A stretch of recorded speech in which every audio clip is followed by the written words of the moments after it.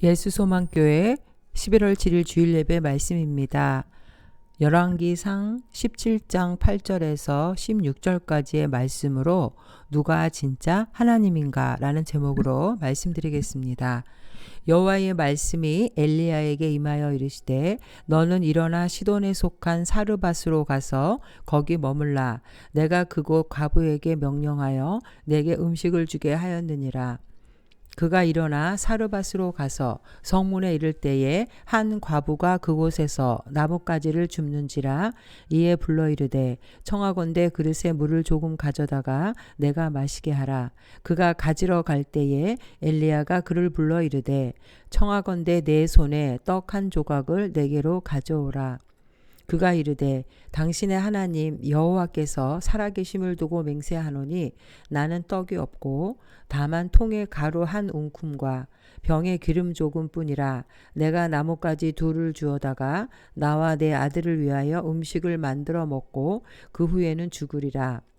엘리야가 그에게 이르되 두려워하지 말고 가서 내 말대로 하려니와 먼저 그곳으로 나를 위하여 작은 떡 한 개를 만들어 내게로 가져오고 그 후에 너와 내 아들이 늘 위하여 만들라.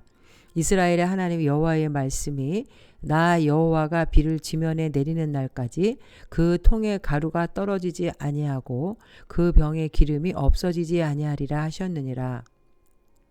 그가 가서 엘리야의 말대로 하였더니 그와 엘리야와 그의 식구가 여러 날 먹었으나 여호와께서 엘리야를 통하여 하신 말씀같이 통에 가루가 떨어지지 아니하고 병의 기름이 없어지지 아니하리라.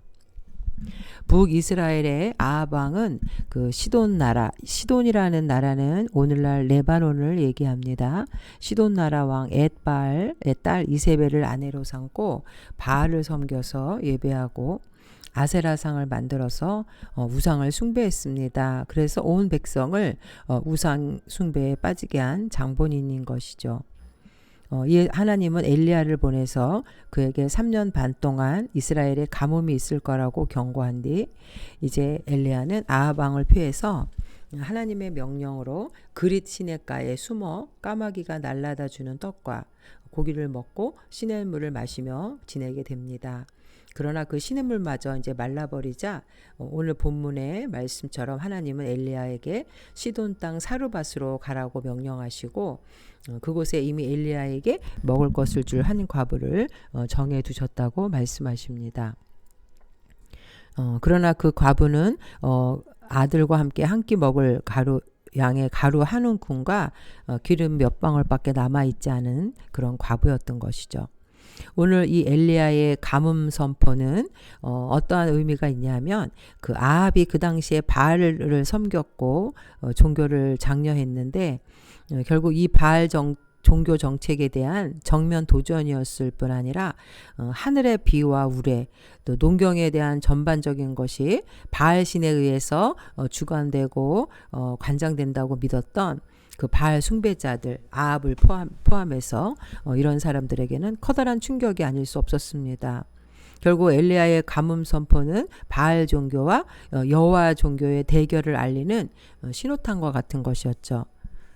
엘리야의 이러한 그 경고와 하나님의 심판에도 불구하고 당시 그 바알 숭배에 빠져 있던 엘리야 그 아합 왕은 가뭄과 같은 것이 이런 자연적인 것들은 전적으로 자신들이 섬기는 그 농경신이었던 바알 천둥신이라고 그러죠. 우레를 내리고 농작물을 자라게 하는 이 바알 신에 의해서 그들은 좌우된다고 믿고 있었기 때문에 아합 왕은 엘리야의 그 가뭄 예언에도 아랑곳하지 않았습니다. 오히려 아합은 선지자들을 죽였죠. 열왕기상 18장 4절에도 보면 이세벨이 여호와의 선지자들을 멸할 때에 오바댜가 선지자 100명을 가지고 50명씩 굴에 숨기고 떡과 물을 먹였더라. 오히려 아합 왕은 엘리야의 이러한 그 선포에도 불구하고 악한 행위를 저질렀던 것입니다. 아합 왕은 엘리야가 자신의 그 왕권에 도전하는 불순한 의도를 가진 자라고 생각해서 그를 죽이려고 하자 하나님은 엘리야를 아합에게서 피할 것을 지시하시죠. 그래서 하나님은 엘리야를 이방 땅 그 우상의 나라 시돈, 이 시돈은 이제 결국 그 이세벨이 태어난 그 조국이죠. 출생지. 그리고 바알 숭배의 본거지인 그곳으로 들어가게 하시고 한 과부를 통해서 그 엘리야를 섬기게 하시고 이적을 베풀어서 가뭄이 끝나는 그날까지 그 가루와 기름이 떨어지지 아니하는 축복을 베풀어 주십니다. 왜냐하면 이제 열왕기상 18장에는 이제 엘리야가 바알과 아세라를 섬기는 그 우상 숭배자들과 함께 갈멜살 전투를 앞두고 있었기 때문에 하나님께서는 엘리야를 보호하시고 또 놀라운 축복과 기적을 보여주심으로 엘리야를 강하고 담대하게 할 필요가 있었던 것입니다. 결국 오늘 말씀은 바알 종교가 이렇게 창궐했던 이방 땅 시돈에 있는 자라 할지라도 하나님을 믿기만 하면 하나님께서 구원해 주시고 하나님의 축복을 받게 된다는 것. 오직 여호와 하나님은 선민 이스라엘의 하나님뿐만 아니라 이 온 우주 만물을 주관하시는 자연계를 주장하시는 하나님이시라는 것입니다. 저들이 믿는 그 바알신 그런 우상이 아니라 오직 하나님은 말씀으로 이 세상을 창조하셨고 온 우주의 주인이라는 것을 증거하는 내용인 것입니다. 오직 하나님만이 진짜 하나님 신이라는 걸 깨닫게 하기 위해서 오늘 이 엘리야를 시돈 땅으로 보내신 이 하나님의 뜻이 무엇인지 또 우리에게 주는 교훈이 무엇인지 살펴보겠습니다. 우선 8절과 9절에서 여호와의 말씀이 엘리야에게 임하여 이르시되 너는 일어나 시돈에 속한 사르밧으로 가서 거기 머물라 내가 그곳 과부에게 명령하여 내게 음식을 주게 하였느니라. 하나님은 엘리야의 그 사명을 위해서 오직 여호와 하나님만이 참 신이라는 것을 그들에게 알리기 위해서 시돈 땅으로 보내시는데 거기에 한 과부를 통해 그를 보호하시려는 계획을 이미 세워두셨다는 것입니다. 여기서 과부에게 명령하여 내게 음식을 주게 하였다. 이 말은 결국 하나님께서 그 여인을 준비시키셨고 하나님이 정하신 사람이었다는 것이죠. 이방의 여인 그 사르밧 땅의 과부는 왜 낯선 사람 그 엘리야가 물을 달라고 하고 또 한 끼 먹을 곡식만 남아 있었는데도 떡을 달라고 하는 이 무리한 요구에 거절하지 않고 질문 한마디 하지 않고 그가 순종했다라는 것은 결국 그 여인이 하나님이 정하신 사람이었다는 것입니다.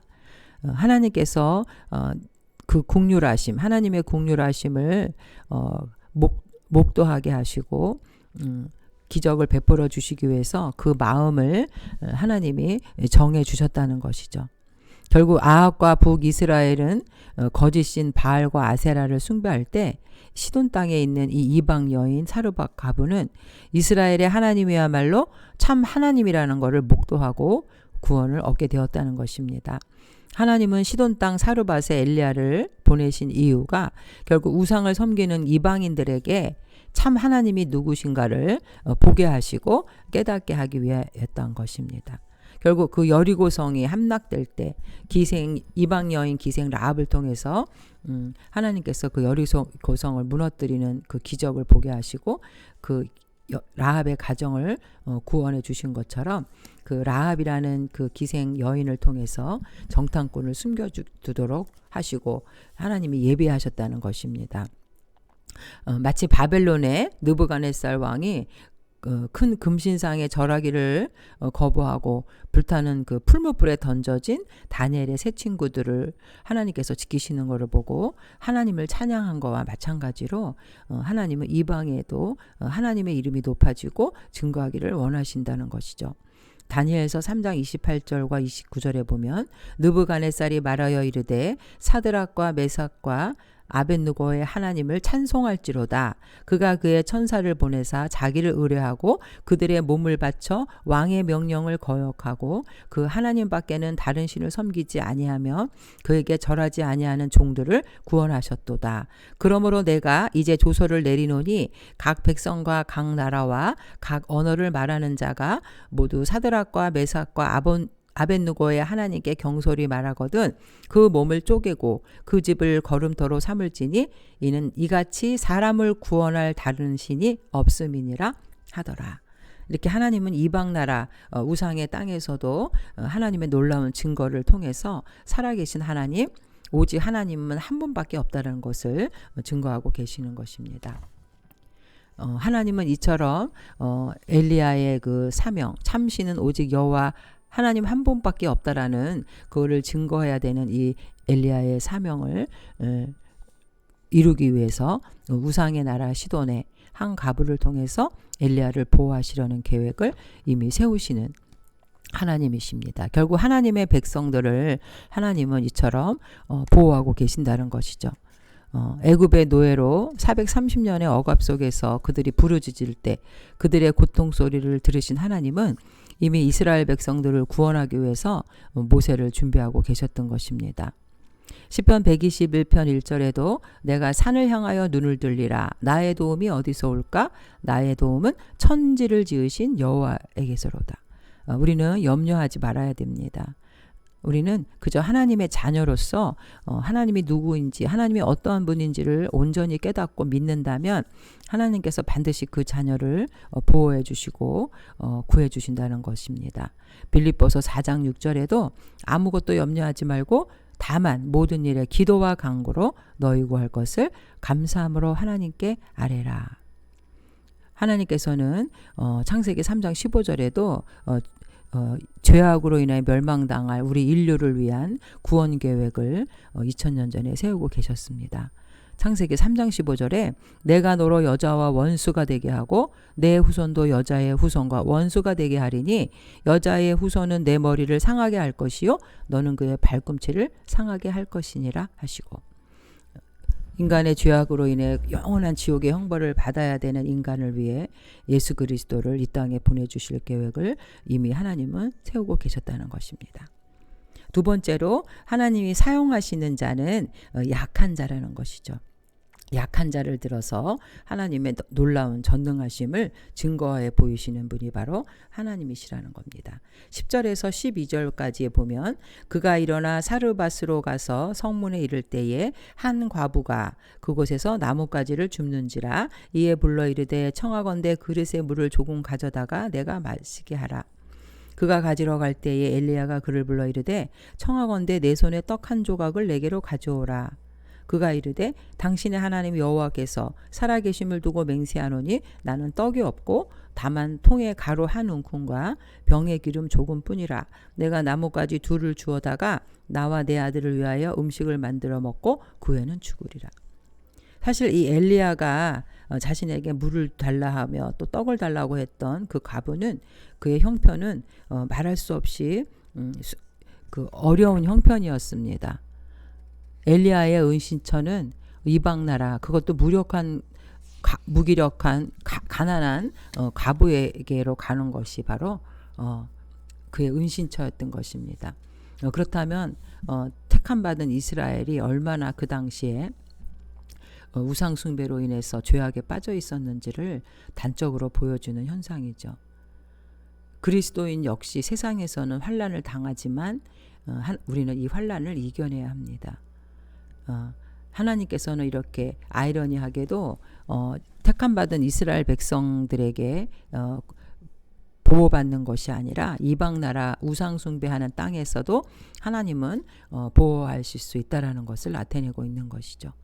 이사야 55장 8절에도 보면 이는 내 생각이 너희의 생각과 다르며 내 길은 너희의 길과 다름이니라 여호와의 말씀이니라. 이는 하늘이 땅보다 높음 같이 내 길은 너희의 길보다 높으며 내 생각은 너희의 생각보다 높음이니라. 나뭇가지를 이제 겨우 두 개 정도 주러 나온 과부의 형편, 그리고 이제 아들과 함께 한 끼 먹을 양의 가루 한 움큼과 기름 몇 방울이 남아있는 이 과부, 이러한 자를 통해서도 하나님은 역사하신다는 것입니다. 누가복음 4장 25절과 27절에서도 보면 고향에서 예수님이 환영받지 못한 그런 얘기가 나옵니다. 결국 하나님께 예수님이 그 자신의 고향에서 배척을 당하시고 또 유대인들이 예수님을 거부하고 결국 십자가에 못 박았듯이 하나님께서는 아무리 초라하고 또 이방의 이런 가난한 과부일지라도 그가 정말 하나님을 믿고 순종했을 때 그 영혼을 구원해 주시는 분이라는 것입니다. 예수님이 그 탄생했을 때 그 소식을 제일 먼저 들었던 것은 그 지역의 양치기 목자들이었습니다. 그래서 누가복음 2장에 보면 천사가 이르되 무서워하지 말라 보라 내가 온 백성에게 미칠 큰 기쁨의 좋은 소식을 너희에게 전하노라. 하나님이 쓰시는 자는 능력 있고 똑똑하고 그런 강한 자가 아닙니다. 초라하고 연약하고 부족하지만 주님 앞에 순종하는 자를 깨끗한 그릇을 하나님이 택하여서 사용한다는 것입니다. 결국 우리 인간조차도 죄인이고 영원한 지옥의 형벌을 받을 수 없는 자들이었지만 하나님께서는 우리에게 영원한 생명을 주시기 위해서 십자가에서 돌아가시고 우리를 구원해 주셨던 것입니다. 요한복음 6장 47절과 48절에도 진실로 진실로 너에게 이르노니 믿는 자는 영생을 가졌나니 믿는 자에게 하나님은 영원한 생명을 허락해 주신다고 말씀해 주셨습니다. 고린도전서 1장 27절에도 그러나 하나님께서 세상에 미련한 것들을 택하사 지혜 있는 자들을 부끄럽게 하려 하시고 세상에 약한 것들을 택하사 강한 것들을 부끄럽게 하려 하시며 하나님께서는 누가복음 3장 8절에도 돌을 가지고도 아브라함의 자손을 만들 수 있는 능력의 하나님, 전능하신 하나님이라는 것을 우리는 깨달아야 되겠습니다. 우리의 연약함을 보고 낙심하는 자가 아니라 그 전능하신 하나님을 믿을 때 우리가 바로 그 하나님의 능력을 나타낼 수 있는 도구가 되고 그 능력을 베푸는 자들이 될 수 있음을 우리는 믿어야 되겠습니다. 그리고 마지막 세 번째는 이 사르밧 과부의 온전한 믿음과 순종이 놀라운 기적을 일으키고 결국 하나님이 참신임을 깨닫고 그뿐만 아니라 그의 가족도 구원을 받게 되는 놀라운 역사가 일어났다는 것입니다. 13절과 16절에 보면 엘리야가 그에게 이르되 두려워하지 말고 가서 내 말대로 하려니와 먼저 그것으로 나를 위하여 작은 떡 한 개를 만들어 내게로 가져오고 그 후에 너와 내 아들을 위하여 만들라. 이스라엘의 하나님 여호와의 말씀이 나 여호와가 비를 지면에 내리는 날까지 그 통의 가루가 떨어지지 아니하고 그 병의 기름이 없어지지 아니하리라 하셨느니라. 그가 가서 엘리야의 말대로 하였더니 그와 엘리야와 그의 식구가 여러 날 먹었으나 여호와께서 엘리야를 통하여 하신 말씀같이 통의 가루가 떨어지지 아니하고 병의 기름이 없어지지 아니하니라. 엘리야는 사실 그에게 먹을 것을 달라고 하기가 참 난처했을 것입니다. 그의 형편을 다 알고 있었고 그러나 그를 찾아가라고 하신 하나님의 명령과 약속을 기억하고 말씀에 의지해서 그가 이스라엘의 하나님 여호와의 말씀이 나 여호와가 비를 지면에 내리는 날까지 그 통의 가루가 떨어지지 아니하고 그 병의 기름이 없어지지 아니하리라 하셨느니라. 자신의 말이 아니고 바로 하나님의 말씀을 그대로 선포했던 것이죠. 엘리야가 믿고 선포했을 때 그 사르밧 과부 역시 그대로 행했다. 그대로 그래서 그 기적이 일어났다는 것이죠. 야고보서에서도 행함이 없는 믿음은 죽은 믿음이라고 말하고 있습니다. 그녀는 생사의 갈림길에서 순종의 길을 택했습니다. 기근으로 인해서 아사 직전에 놓여있던 그 과부의 하소연에도 아랑곳하지 않고 엘리야는 먼저 자신에게 먹을 것을 가져온 후에 그녀와 그녀의 아들을 위해서 먹을 것을 만들도록 요구했는데 결국 이러한 요청은 그녀에게 굉장한 고통을 안겨주는 시험이었던 것이죠. 그러나 또 그녀의 그 순종에 대한 그 엘리야의 보상 조건도 매우 불확실한 것이었어요. 그러나 과부가 엘리야의 말에 순종했을 때 결국 그녀는 하나님을 신뢰하고 그의 말씀이 이루어질 것을 확신했음을 보여줍니다. 이제 이 사르밧 과부는 비로소 하나님을 경외하게 되었고 12절에 당신의 하나님 여호와로 불렀던 것이 이제 하나님을 엘리야나 이스라엘의 신으로만 인식한 것이 아니라 이제 그녀에게는 자신의 하나님이 된 것입니다. 이처럼 믿음에는 과감한 결단이 요구되고 하나님의 약속이 비록 불확실하고 미래에 이루어질 것이라고는 하지만은 그것을 전폭적으로 믿고 신뢰할 때 그녀의 삶에는 엄청난 변화가 일어나게 된 것입니다. 한 조각의 작은 떡 하나가 영생의 복을 받게 하는 축복을 받은 것이죠. 그리고 그의 식구라는 말은 친척이라는 의미인데 온 가족이 다 구원을 받게 된 것입니다. 창세기 22장에 아브라함의 그 이삭을 바치는 번제 사건이 나오는데 결국 이렇게 순종했을 때 하나님은 놀라운 열국의 아비가 되고 축복의 통로로 그 아브라함을 사용하셨던 것입니다. 이스라엘이 바알 숭배에 몰두하는 동안에 그 바알 숭배의 본고장에서 한 과부가 바알 신앙을 포기하고 하나님 말씀에 순종함으로 놀라운 기적을 통해서 축복을 받게 됩니다. 이것은 아무리 캄캄한 흑암 속에서도 하나님의 구원의 역사는 계속 진행되고 있다는 것이죠. 끝없이 나오는 밀가루와 통과 기름의 병, 기적, 이것이 핵심이 아닙니다. 진정한 하나님이 누구신가를 깨닫게 하는 것이 바로 하나님의 목적이었던 것이죠. 사르밧 과부가 경험한 이 놀라운 기적이 그 시돈 땅의 모든 사람들에게도 바로 알려졌을 것입니다. 이 여인은 자기가 만난 아브라함과 이삭과 야곱, 이스라엘의 참 하나님을 그 땅에 전하는 자가 되었을 것입니다. 사르밧 과부가 이 경험한 사건은 이 과부뿐만 아니라 이제 앞으로 바알과 아세라 제사장들과 갈멜살 전투를 앞둔 엘리야에게도 바로 주 여호와만이 하나님이시라는 것을 보여주고 확신시켜주는 사건이었던 것입니다. 오늘 말씀을 통해서 우리는 정말 마음과 뜻과 힘을 다해서 오직 유일한 하나님만을 사랑하는 자들이 되어야 될 줄로 믿습니다. 우상이 가득한 이 세상에서 하나님의 놀라운 영생의 축복을 전하는 능력의 도구가 되시기를 주님의 이름으로 축원드립니다. 신명기 4장 39절과 40절에 보면 그런즉 너는 오늘 위로 하늘에나 아래로 땅에 오직 여호와는 하나님이시요 다른 신이 없는 줄을 알아 명심하고 오직 내가 내게 명령하는 여호와의 규례와 명령을 지키라. 너와 내 후손이 복을 받아 내 하나님 여호와께서 내게 주시는 땅에서 한없이 오래 살리라. 이 땅에서도 하나님의 그 보호하심과 인도함 가운데서 우리가 평안하게 살고 또 하나님께서 우리를 통해서 이 세상에서 믿지 않는 자들을 주님께로 인도할 수 있는 하나님의 도구로 사용하셔서 놀라운 기적을 많은 사람들에게도 체험케 하는 그러한 주님의 증인으로서 귀한 삶을 살아가시는 영원한 생명을 누리는 자들 되시기를 주님의 이름으로 축원드립니다. 아멘.